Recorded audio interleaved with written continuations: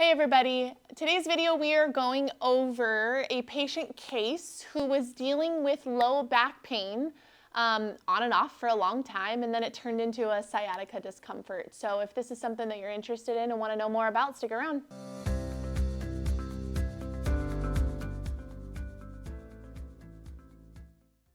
My name is Donna. I work at Performance Place Sports Care, just one part of the locally world famous chiropractors here in Costa Mesa, California. And we're going to dive right into talking about this specific patient. So this was somebody that I was seeing who was telling me that low back pain was something that he was dealing with for probably about 15 years, on and off, had tried a lot of things, could get better, but always had very frequent flare-ups, and the flare-ups would last about 6 months.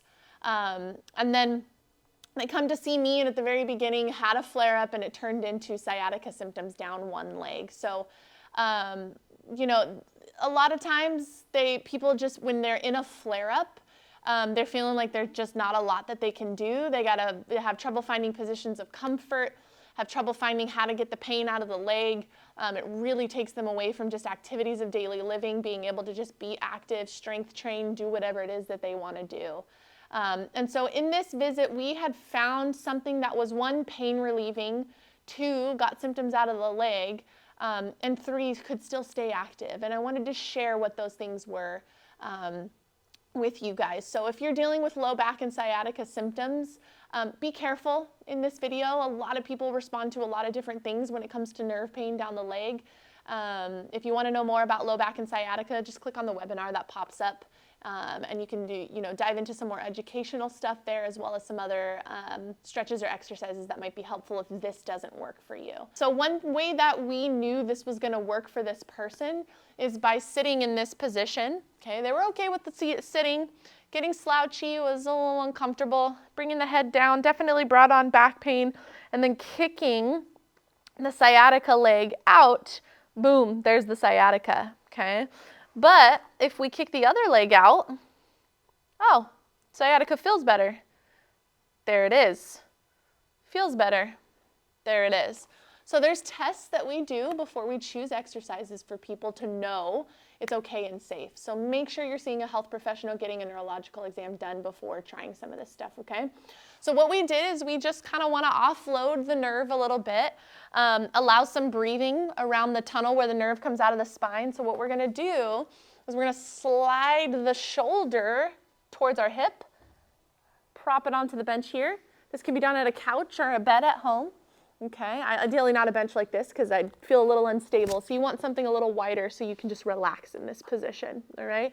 Notice that the top part of my body looks like a rainbow, okay? And if there's a little bit of stretching, I'm okay with it. It should be up high. It shouldn't, not a lot of it should be down near your painful spot. So if it is, just play with your position, okay? Again, if you're getting into this and you're like, oh my gosh, this is so uncomfortable, then this isn't the right thing for you. So just take a pause, maybe go on our YouTube and search for some other things, or just go see somebody in person, because that's always your best bet. So in this position, she felt fine, no pain, and we knew that kicking out the opposite leg that didn't have any symptoms made her sciatica better. So that's what we did. We actually just hung out in this position for 2 to 3 minutes. We went through 3 rounds of 10 kicks with the opposite leg, not the leg that hurts, okay? And then what we did is we got up, and I think the outcome measure was just walking and bending forward, and now there were no longer symptoms down into the foot. They only went as far as the upper glute, which is a huge improvement in just a matter of minutes, okay? So what we paired with this was some breathing exercises that I won't show on the video, but if you guys want to know which breathing exercise, just type in belly breathing on YouTube, which is a really good way to decompress the spine, let the nerves and the discs just breathe a little bit there, okay? But because symptoms had retracted so much, I wanted to show this person that it's okay to still be active.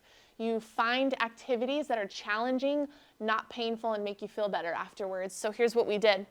We took that same thing that this person was laying on for their side opener stretch, and we got down into a split squat position, okay? This position was fine to be in, had no symptoms. Was pretty scared to try some stuff though, so we didn't do anything too crazy. We just, how's it feel to try to lighten the load in that knee and then let it go? lighten the load, and let it go. And then see if you get a little higher, and then let it go. Use as much of this hands and as much of this bench as you need until you start to feel some work in that leg, okay? This person went until they were like, whew, okay, I need a break, switch legs. Make sure this position feels good first. Yep, feels fine. See how it feels to just offload the knee a little bit. Yep, feels fine. Good, let's get a little higher. Yeah, that feels good too. It just feels really, really challenging. So again, we did a few rounds of that on each side. Don't need to do a full split squat just yet or add weight to it, but let's just get the quads to work, the glutes to work, the hamstrings to work. Retested bending forward, no longer painful, got much further to the floor, could walk without searing pain down the leg, and was just completely shocked that they could even do these things without creating worse symptoms. So that's why I think it was important to share this on the video today, is that, don't force yourself to do anything that doesn't feel good. Somebody with the exact same diagnosis as you, looks exactly the same on an image, could respond to a completely different program. So it's all about finding what the right recipe is for people, and just testing things out and making sure that you're finding some guidance. See somebody in person to make sure there's nothing big, bad, scary going on. It's always a good idea when you have some nerve discomfort. But once everything comes back okay and you're cleared to do some exercise, I think that's a good time to reach out to us if you'd like some guidance virtually or in person. And we'd love to kind of do an assessment on you and guide you down the right path.